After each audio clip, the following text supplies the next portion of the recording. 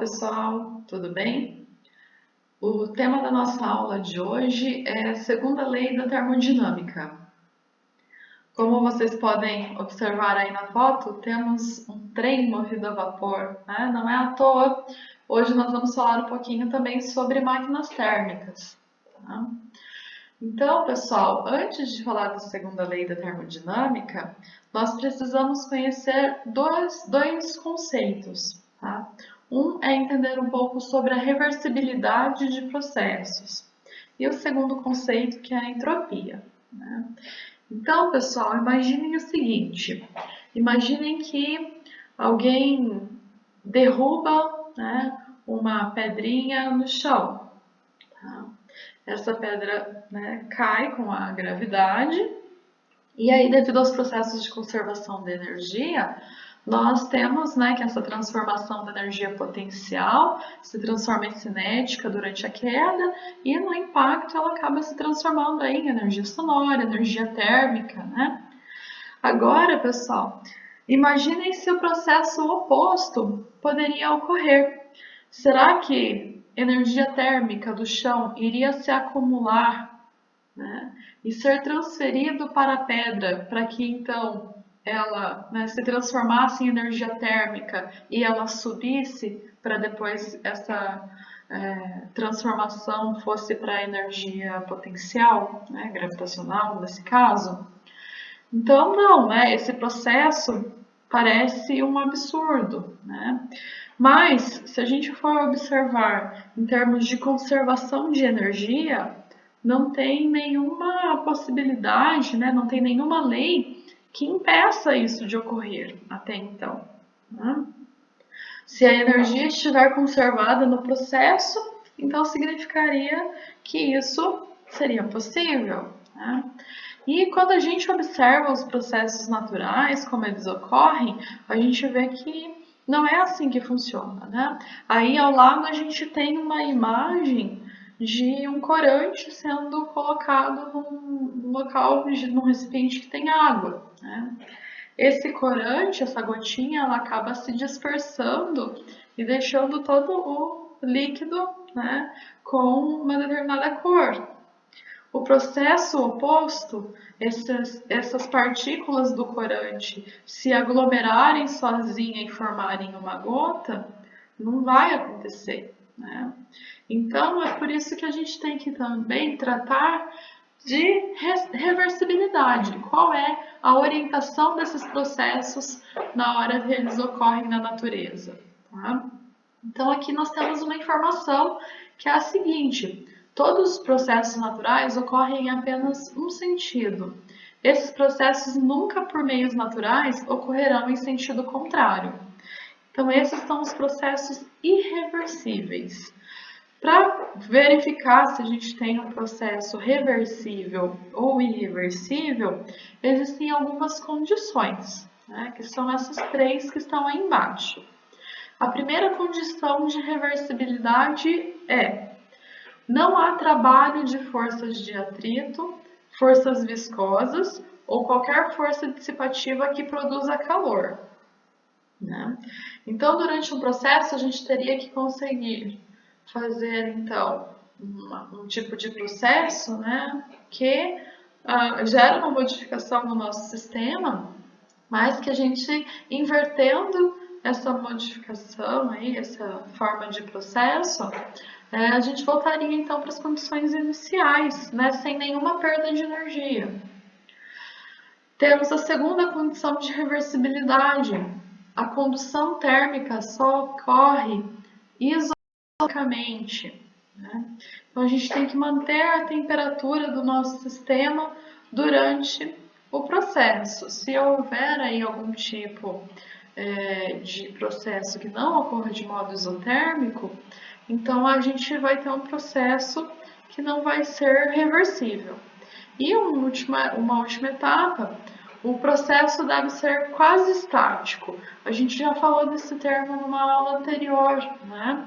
Eles devem ocorrer de modo a ser passos muito curtos, desculpa, né? Quase não gerando alterações significativas ali no nosso processo, bem aos pouquinhos, bem devagarzinho. Quando a gente faz isso, significa que os processos, né, que estão acontecendo, eles estão passando por uma sequência de estados que podem ser considerados estados de equilíbrio, né? Então não haverá turbulência e forças viscosas atuando. Então a gente tem essa relação entre as condições de reversibilidade. Tá? E para a gente tratar também da segunda lei, é necessário conhecer um outro tópico que é chamado de entropia. O que é entropia? A entropia é uma medida da desordem de um sistema. Então imaginem o seguinte, por exemplo, uma pessoa fumando, sai então ali da parte da pessoa que está fumando, por exemplo, solta fumaça no ar. E qual é a ordem que isso vai acontecer? Essa fumaça ela tende a se dispersar, a aumentar a desordem entre as moléculas que formam esse objeto, por exemplo, que é a fumaça no caso. Então a entropia nesse caso, ela aumentou com o tempo, gerou um aumento na desordem conforme essa fumaça vai se dispersando no ar. Tá? Do mesmo jeito que a gente já viu algumas grandezas como pressão, volume, temperatura e vimos também energia interna, uma outra quantidade agora, a entropia, que vai ser simbolizada pela letra S maiúscula, ela também é considerada uma função de estado do sistema. Tá? Então, em cada estado do nosso objeto de estudo, em cada estado ele terá uma determinada entropia, e deverá necessariamente passar por um processo para passar de uma quantidade de entropia para outra. E aí nessa situação nós teremos o que é uma variação de entropia. Então notem, pessoal, quando a gente está estudando Física 1, vocês viram lá uma relação que é um teorema, na verdade, chamado Teorema do Trabalho e Energia Cinética. Não sei se vocês se lembram, mas a ideia é que a gente tem um trabalho que vai ser igual à variação da energia cinética de um sistema. Então, um objeto que está se movimentando, conforme essa energia cinética dele varia, então foi realizado um trabalho por uma força para gerar essa variação da energia cinética, que pode ser uma força que gera uma aceleração, uma força que gera uma desaceleração, por exemplo. Então, através dessa relação, depois disso vocês viram também a associação do trabalho com a variação da energia potencial.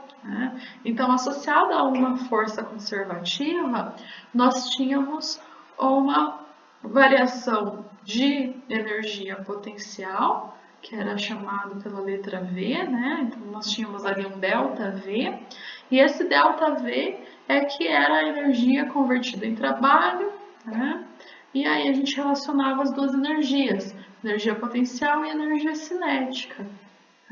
Espero que vocês tenham se lembrado. Então lembre-se, pessoal, que nós definimos, na hora de estudar um movimento, a variação da energia potencial que está ocorrendo. Por exemplo, um objeto caindo de uma determinada altura, o potencial em si de um ponto inicial ou final não fazia diferença.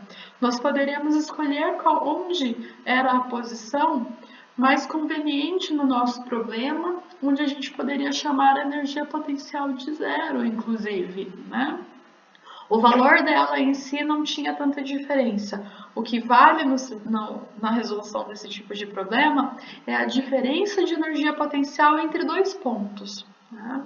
Quando a gente está estudando entropia, a ideia é similar. O valor da entropia por si só ele não tem nenhuma relevância. Mas quando a gente tem um processo que a gente está saindo então de um estado inicial, chegando a um estado final, né? Nessa variação de estado, nós teríamos referente a ele, do mesmo jeito que a gente tem ali uma variação de energia interna, uma mudança na pressão, na temperatura, no volume, a gente também terá aqui uma variação da entropia, tá? Uma nova quantidade, uma nova função de estado, tá? Vamos dizer assim. E como a gente define, então, a variação de entropia? Né?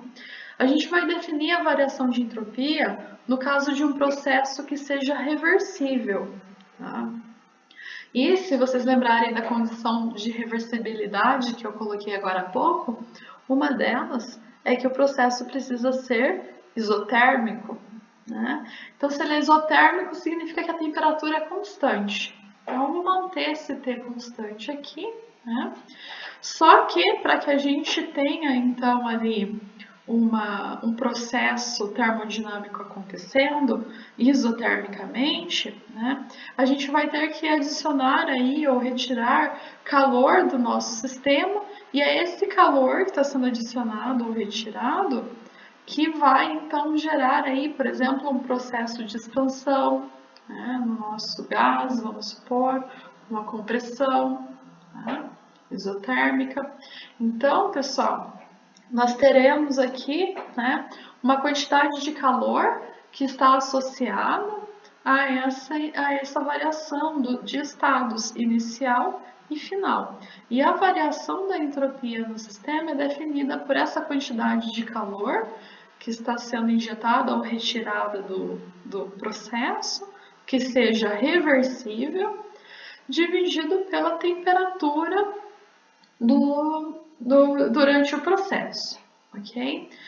Então, essa relação que a gente está vendo aqui, notem que ela, né, deve acontecer em um processo reversível, tá? E aqui, né, a gente tem a definição do dQ, tá? Que é a quantidade de calor trocada pelo sistema durante esse processo. Então, notem, pessoal, que no caso aqui a gente tem um processo reversível, tá? Se ele é reversível, significa que a gente vai ter primeiro um processo que é quase estático, né? A modificação que ele vai gerar ali no ambiente, né? Tanto no sistema quanto no ambiente, vai ter que ser uma pequena modificação, não pode ser muito significativa, senão ocorrerão perdas de energia e ele já não será mais reversível. Tá?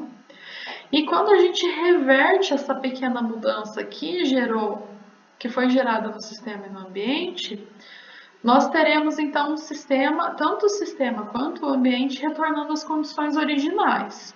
Tá? Então essa aqui, né, é a forma de um processo ser reversível. Então eu coloquei aqui, pessoal, um exemplo, tá? Levando em consideração, é claro que praticamente sempre aí, né, na natureza a gente vai ter algum tipo de perda de energia, né? Perda que eu falo é alguma transferência de calor, de energia em forma de calor, de som, enfim. É muito difícil a gente conseguir manter toda a energia dentro desse processo. Então, a gente pode dizer que um processo reversível, ele é um processo ideal, né? Um processo que na prática é muito complicado, mas do mesmo jeito que a gente fala de um gás ideal e a gente pode colocar as condições o mais próximo possível para tratar dele como um gás real, né? Então ali a gente tem a possibilidade de colocar nos nossos experimentos, né, condições para que os comportamentos sejam parecidos. Quando a gente fala de processos reversíveis e irreversíveis, a ideia é a mesma. Tá? Então aqui imagine o seguinte, a gente tem um bloquinho de metal que é colocado sobre uma chapa aquecida. A chapa está numa temperatura T maiúscula. Aí a gente vai elevar a temperatura dessa chapa numa quantidade muito pequena, que eu vou chamar de dt. Lembrem-se que aqui a gente tem que gerar uma pequena modificação no sistema e no ambiente. Tá? Então, essa variação vai ser pequena comparada a T.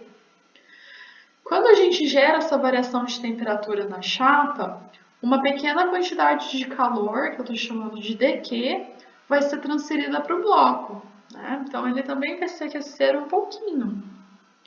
Só que se a gente reduzir a temperatura da chapa, né, na mesma quantidade de dT, ao reverter a mudança, o bloco vai transferir, então, a mesma quantidade de calor dQ de volta para a chapa, porque ele estaria mais quente.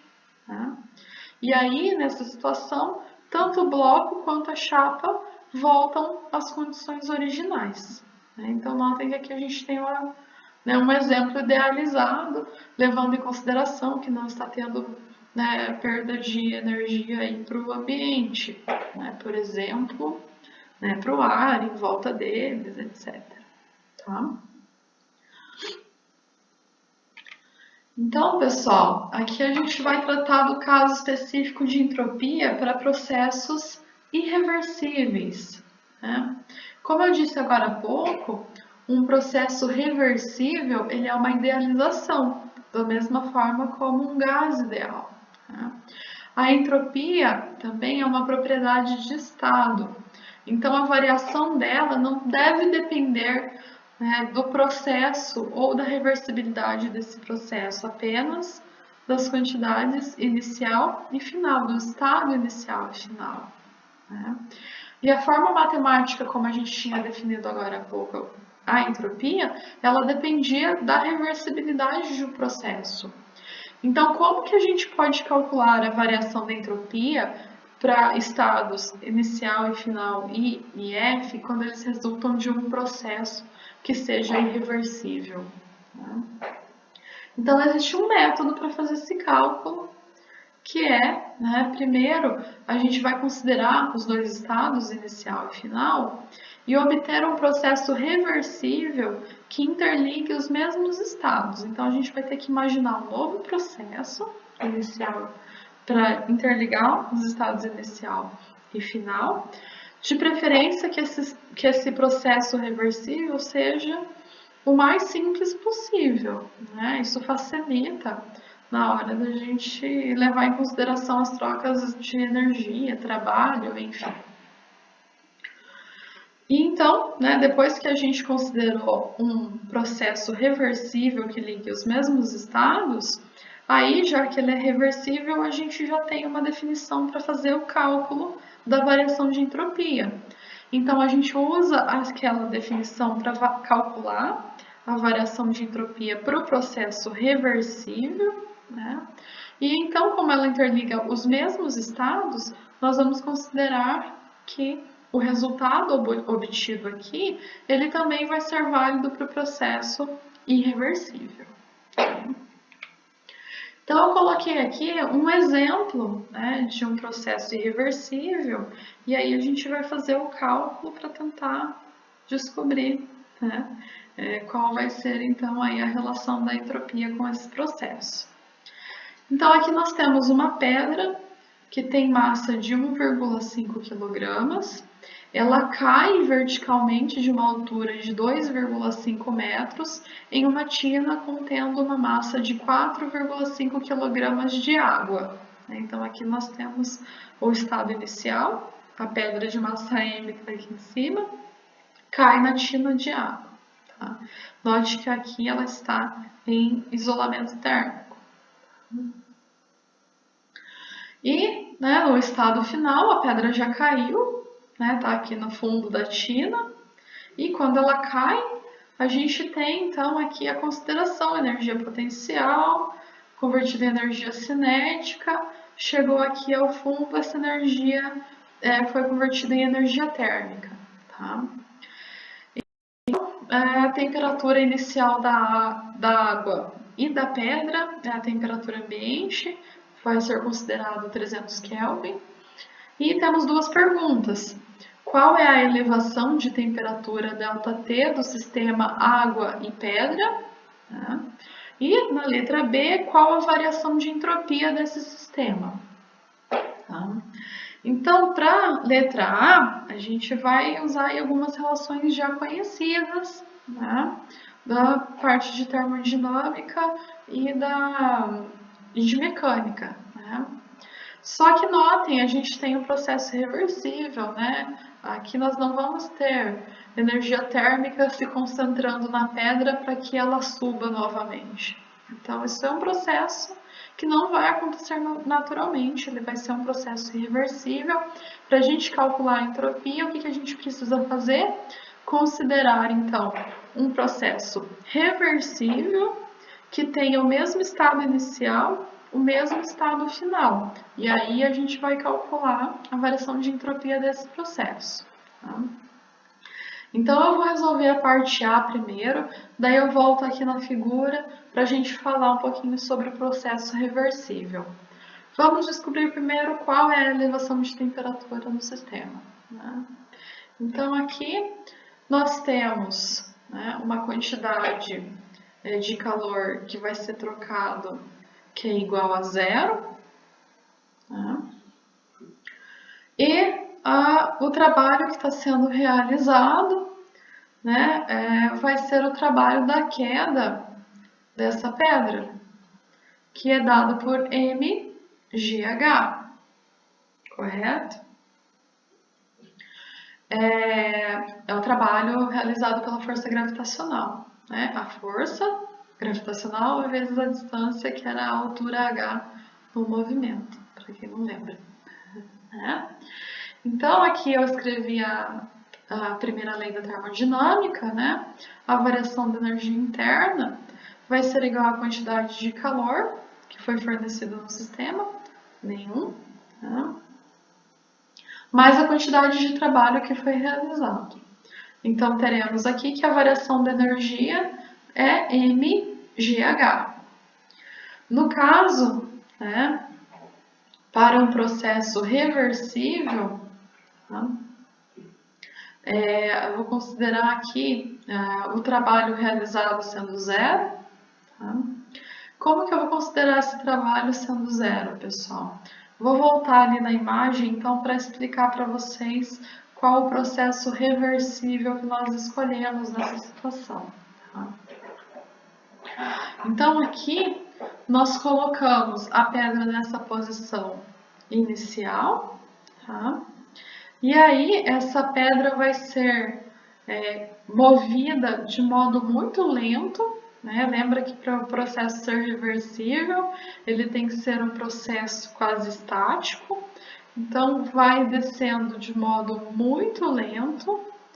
E a hora que ela chegar aqui na tina com a água, nós teremos não mais um local isolado termicamente, agora a gente tem uma fonte térmica, a gente consegue ter um controle, tá, de calor aqui, sendo inserido ou não no nosso sistema. Tá? E quando essa pedrinha chegar aqui ao fundo, ela vai ficar sobre uma mola, de modo que a força gravitacional se equilibra aqui com a força da mola. Então, aqui nós não teremos realizado, né, nenhum trabalho. Tá? E aqui, então, para a gente chegar no mesmo estado que a gente tinha antes, que ela estar aqui no fundo, mas nós geramos aqui uma variação da energia térmica, quando a gente faz esse outro processo, a gente tem que gerar uma variação para chegar no mesmo estado, né? Então, como que a gente vai fazer isso? Aqui a gente tem uma fonte térmica, então a gente vai inserir uma determinada quantidade de energia no nosso sistema para aumentar a temperatura na mesma quantidade e chegar no mesmo estado final. Tá?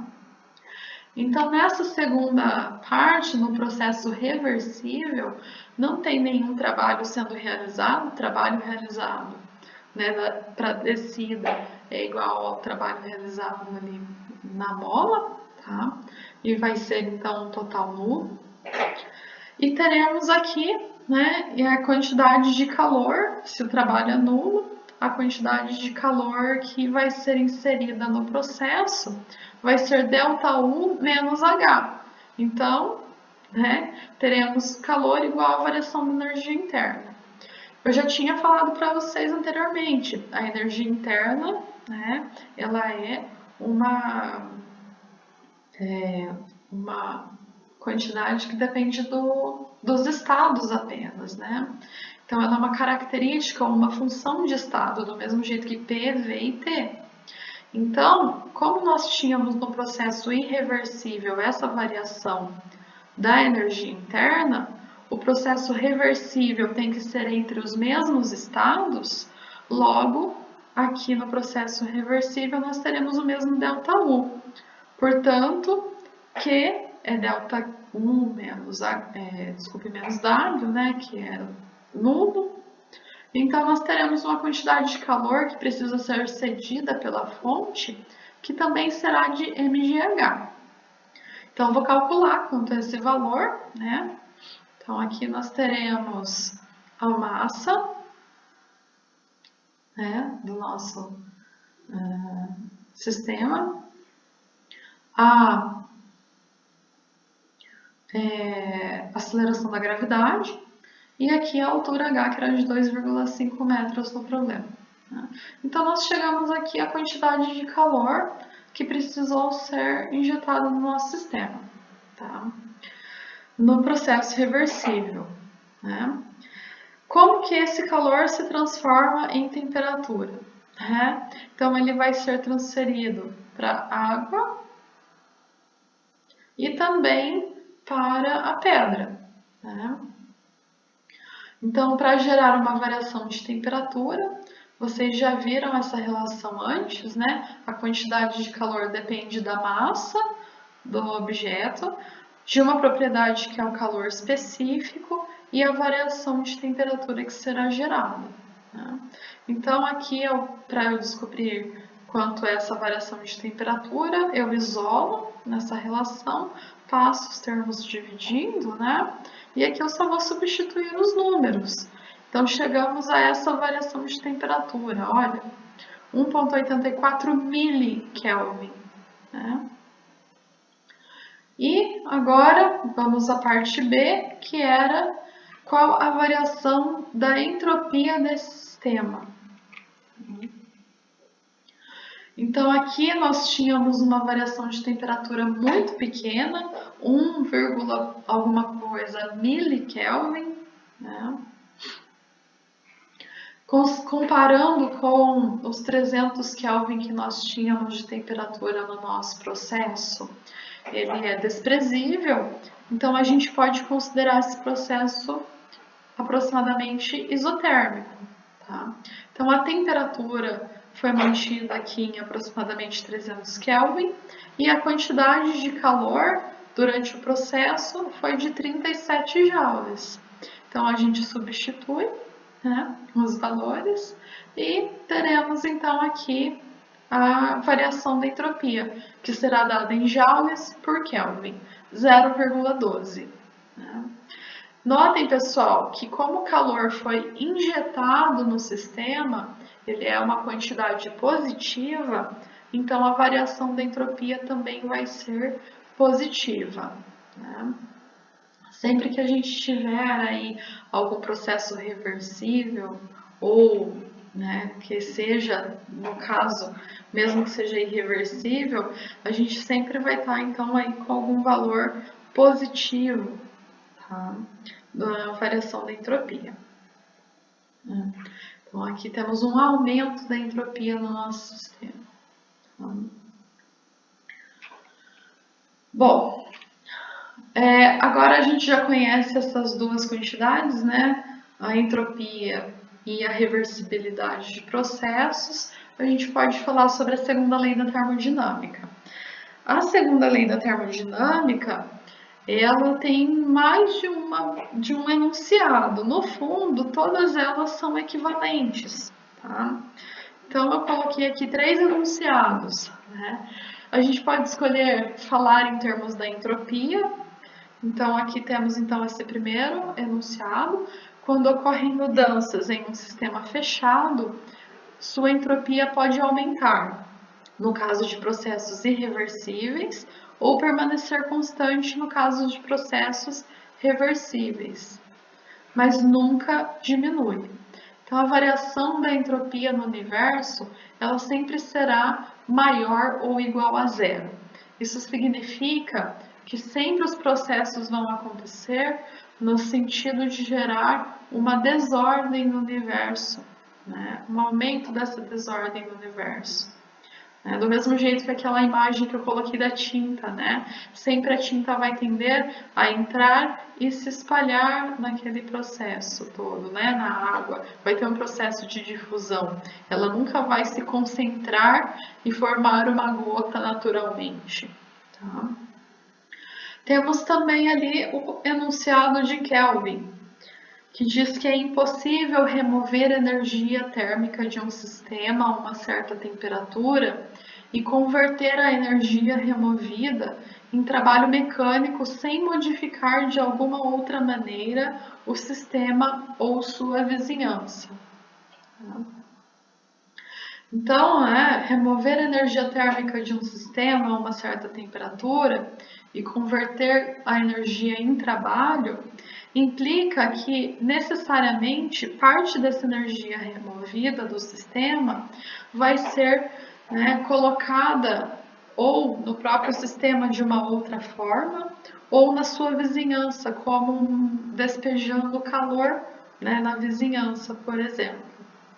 A gente vai falar daqui a pouco sobre máquinas térmicas e o enunciado de Kelvin vai ficar um pouquinho mais claro.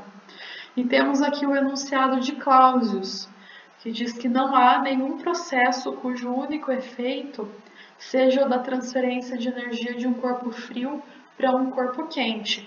Novamente, notem que isso está relacionando a reversibilidade dos processos e a entropia. A gente deixando uma xícara de café paradinha ali no ambiente, como ela está quente inicialmente, ela sempre vai esfriar, não vai vir energia térmica do ar que está mais frio para aquecê-la. Então existe aí uma possibilidade em termos das leis anteriores que fala que a conversão de energia existe, mas a gente sabe que naturalmente isso não vai acontecer, O café não vai ficar ainda mais quente se ficar em cima da mesa. E é isso que o enunciado de Clausius está trazendo aqui para a gente.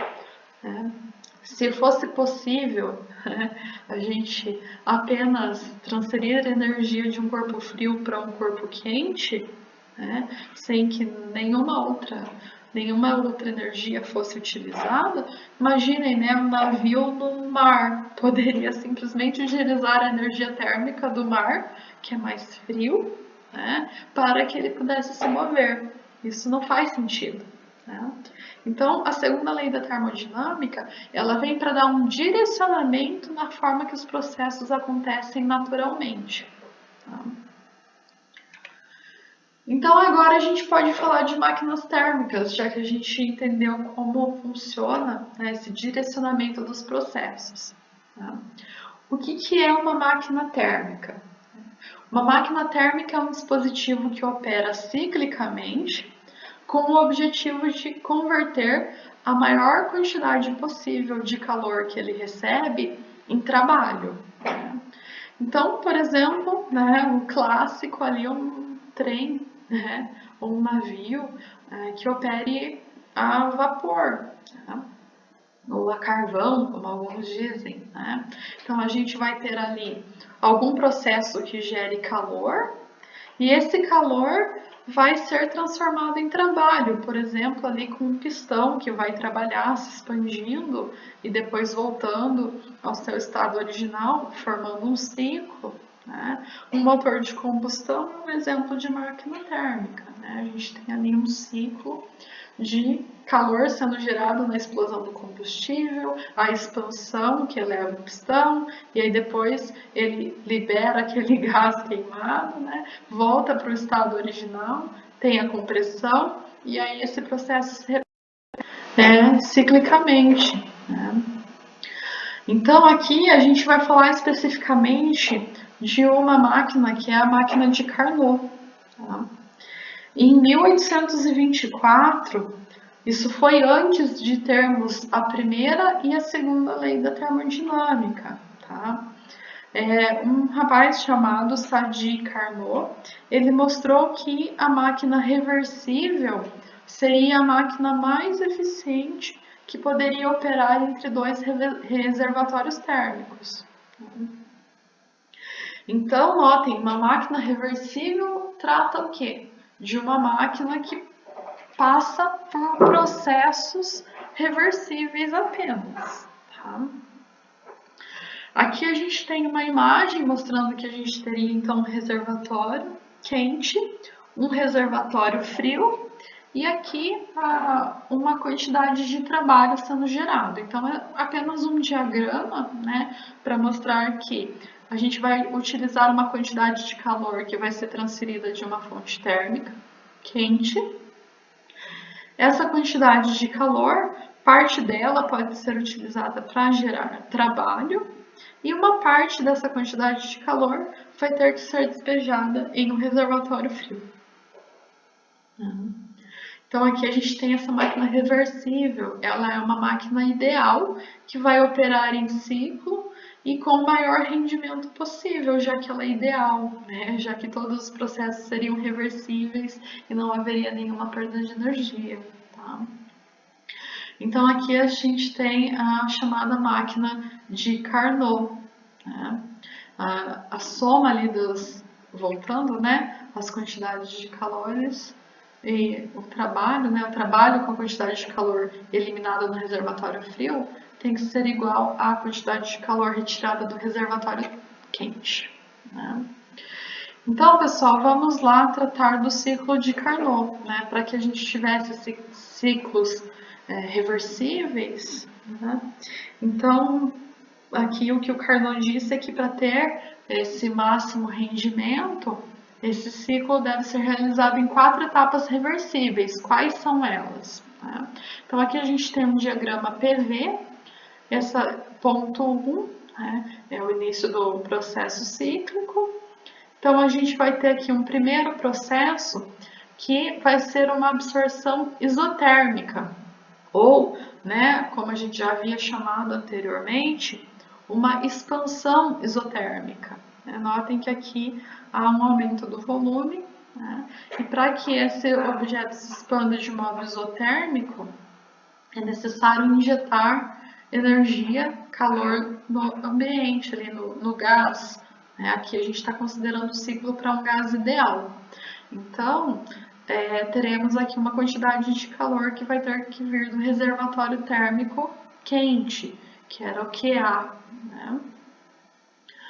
E depois desse processo de expansão isotérmica, a gente ainda continua tendo um outro processo de expansão, mas agora é uma expansão adiabática, que deve ser também quase estática e com um abaixamento de temperatura, né, até a temperatura do reservatório frio.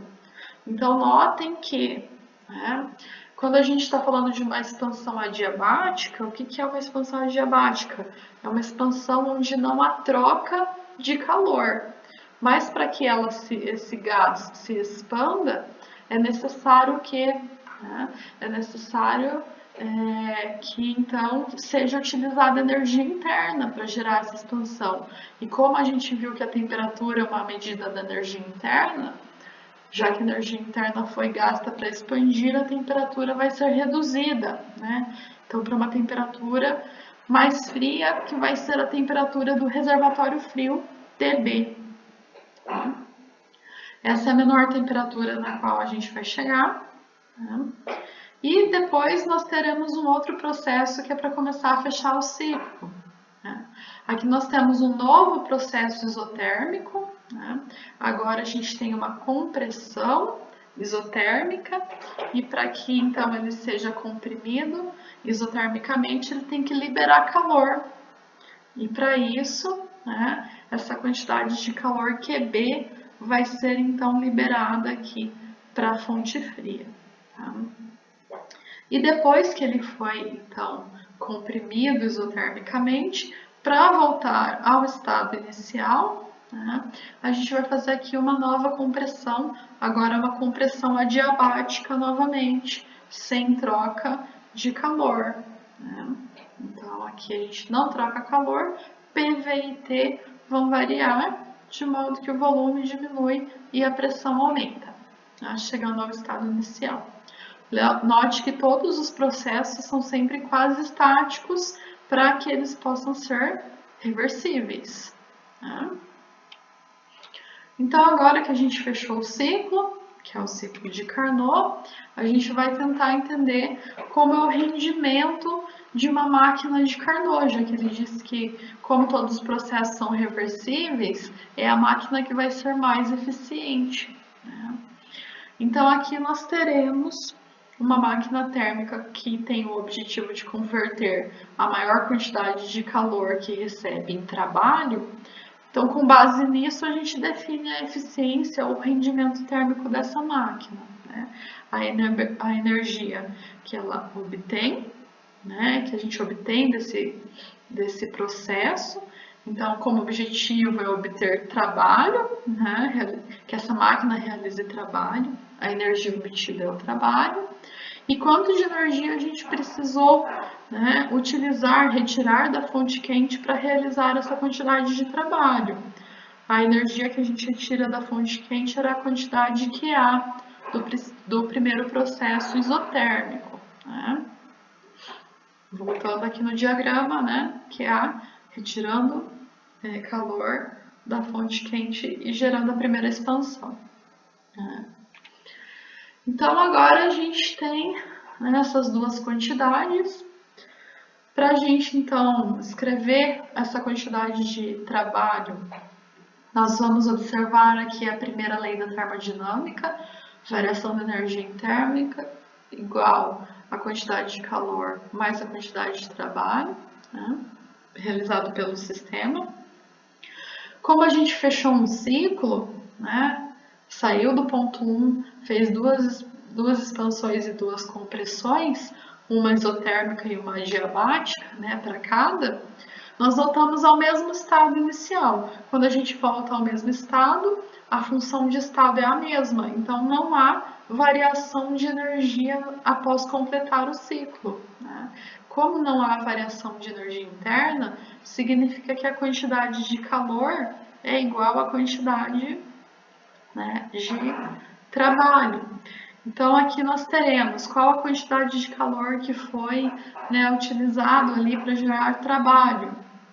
Essa quantidade de calor vai ser a quantidade de calor que a gente retirou do reservatório quente, menos a quantidade de calor que a gente despejou no reservatório frio, né, lá no finalzinho da expansão adiabática. Tá? Desculpe, a gente chega naquela temperatura TB no finalzinho ali da expansão adiabática, mas essa quantidade de calor, na verdade, é despejada na compressão isotérmica, né? Então, a gente substitui esse trabalho aqui na relação para eficiência, né? Temos QA menos QB dividido por QA. QA por QA é 1, então ficamos com essa relação. A eficiência é 1 menos QB dividido por QA. Conhecemos quantidade de calor, a gente conhece a eficiência de uma máquina térmica. Ainda existe uma outra possibilidade de escrever essa eficiência. A gente pode observar então a entropia e não a energia interna do sistema. Quando a gente vai observar a entropia, né, a variação dela líquida no ciclo também deve ser nula. A gente já, né, viu que essa relação deve ser nula por ser uma relação cíclica. Eu já disse que a entropia também é uma função de estado, então é a mesma ideia. Voltou para o mesmo estado, né, a variação total tem que ser nula. Então, notem que a gente tem duas variações de entropia, né, na parte A e na parte B, nas transferências de calor, né, quando há transferência de calor, é o processo isotérmico. Lembra que eu falei para vocês, o processo reversível tem que ser um processo isotérmico, né? Então, nesse caso, nesses dois processos, a gente tem variação de entropia. variação de entropia no caso A e no caso da parte B. Quando a gente está fazendo o processo isotérmico na parte B, como é uma compressão, né, a variação da entropia no gás vai ser negativa. Tá? Ela sendo negativa com esse sinalzinho de menos, né, nós teremos a igualdade ali, né, das quantidades de calor dividido pela temperatura, que é a forma como a gente define variação de entropia em processos reversíveis. E aí, então, eu estou dividindo aqui quantidade de calor dividido pela temperatura no processo A, né, no processo isotérmico que aconteceu ali de expansão, e isso vai ser igual, então, à quantidade de calor que foi rejeitado no reservatório térmico, né, que estava na temperatura B. Tá? Então, visto que há essa igualdade, nós teremos então aqui passando a quantidade de calor dividindo e o TA multiplicando, né? Multiplicando cruzado aqui, nós chegamos nessa relação. A razão entre as quantidades de calor que foi rejeitado e que foi absorvido é igual à variação da a fração, né?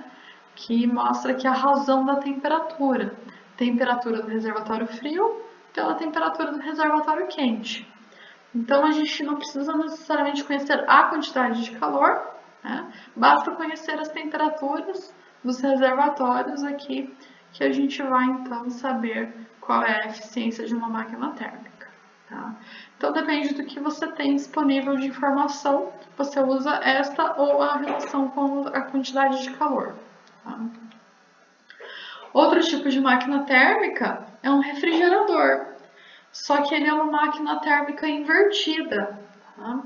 Então, notem que aqui, né, a gente tem um desenho similar ao desenho que eu tinha para uma máquina de Carnot, só que agora a gente vai tentar retirar calor de um reservatório frio.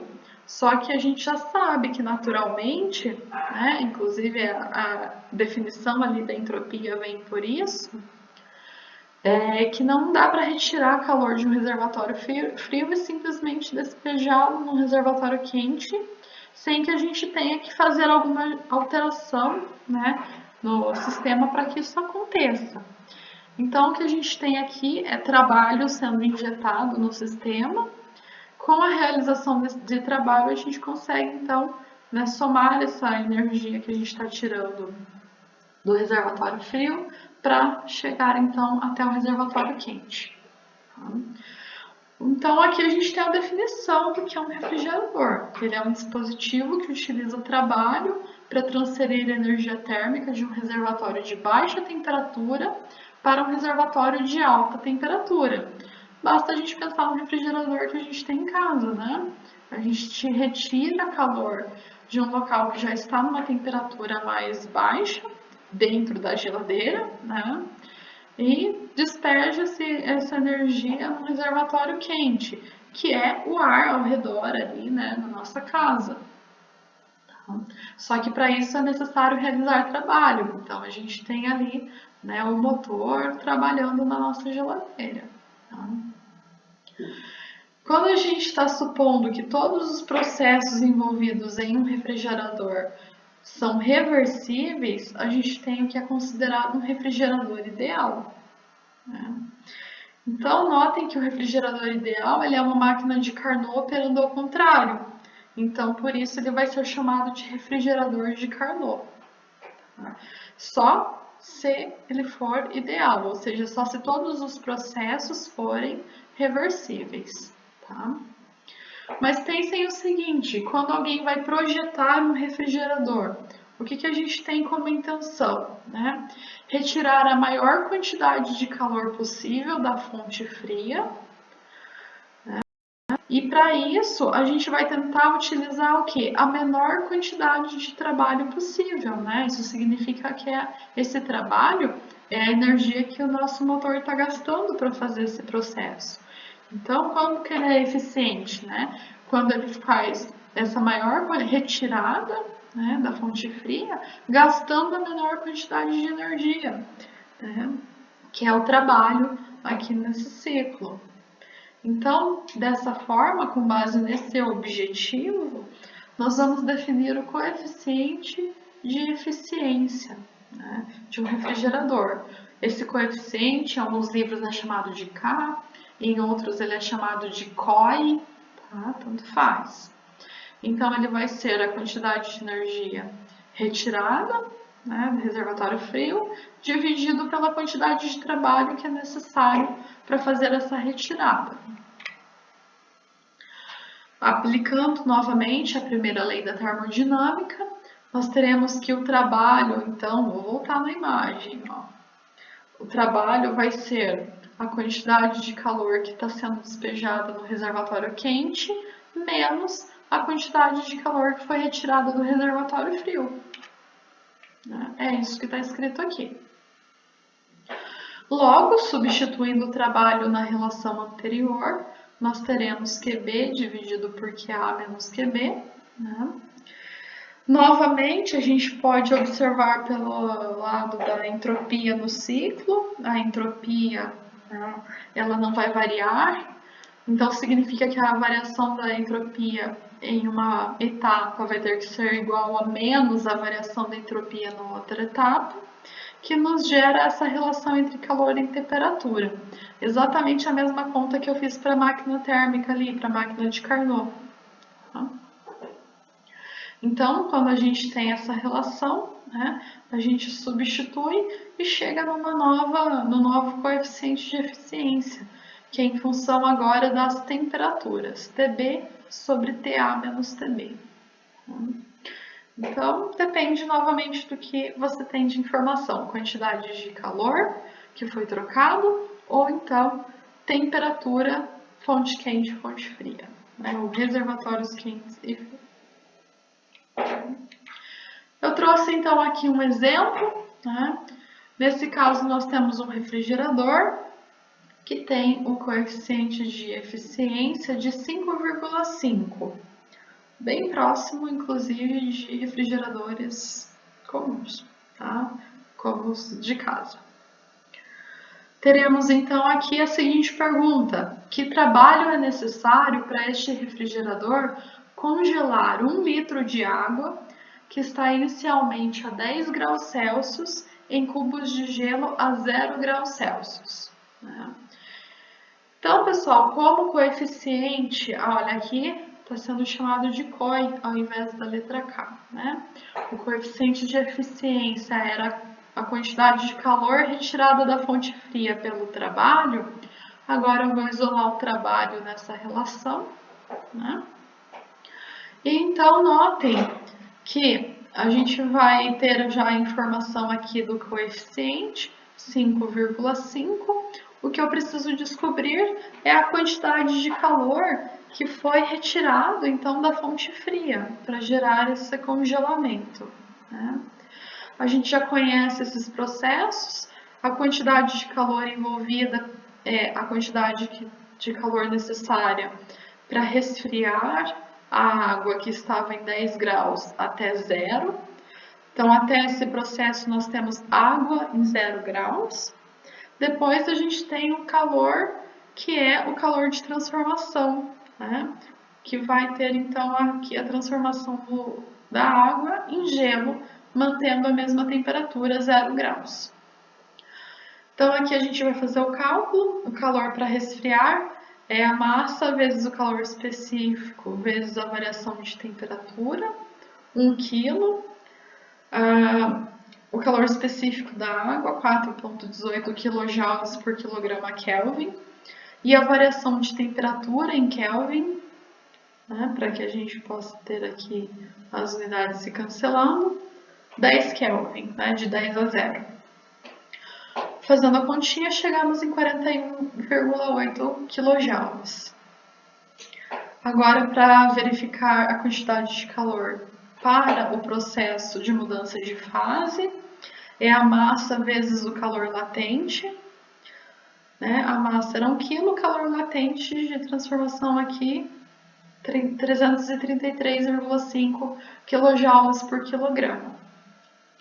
Então, não precisa fazer muita conta para multiplicar por 1, né? Já chegamos aqui à quantidade de calor para congelar.